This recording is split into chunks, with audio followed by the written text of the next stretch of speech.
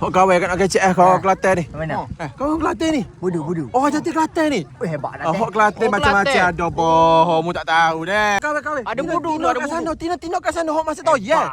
Hok mu tak mau ada gapo. Tino tahu ya. Negeri mu ada gapo. Lepak ni tu. Aku kalau dekat KL tu, aku lepak dengan Iman Opi kau tahu tak? Iman Opi ni aku tak tahu cakap macam ni. Oh, ya ke? Tapi best lagi lah lepak daripada lepak dengan korang.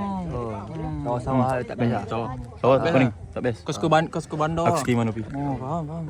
Tak ada menara tinggi-tinggi tak ada sini. Dan Trisha apa dia mesej aku? Kau tahu tak malam ni Johor ada lawan tau lah tapi kau tahu tak Johor kalau lawan bola mesti menang punya tapi Import. main import lah Import semua, tapi Johor ke import import team FC mestilah tapi Cakap semang kau ba. Semandak Lisa batu ba. Banyak betul ba kau ni. Putih kebu semuanya batu.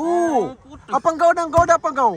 Kau rasa polis ba kau? Polis ada seorangnya ba muatnya tu di negeri kau tu. Kau apa dia kau? aku ada Johor Apa Johor ada ba kau? Timbulan kau pun menipu ba. ada Menipu ba kau? aku nak kalah ke Johor Apa lu boleh malu kau nak halang matakan malu kau. Hana tahu Palih tu negeri paling hebat. yo kau Kan Hana ingat 8 orang kan. Aku, family aku, mak su aku, adik aku, tok aku. Semua Pak long family kau? Family aku. Sebab tu mata wang negeri paling tinggi. Damn. RM10 KL, RM15 Palih. yo kau Pi Palih kecil. Awau. Aku nak cakap awau. Asam pedas Melaka. Sedap lah bau.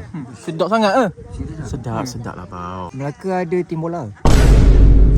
aku dah ada tim bola tak macam Johor Apa? Asam pedas, tim bola asam pedas. nak sepedas kau tu boleh bawa Melaka Lancar!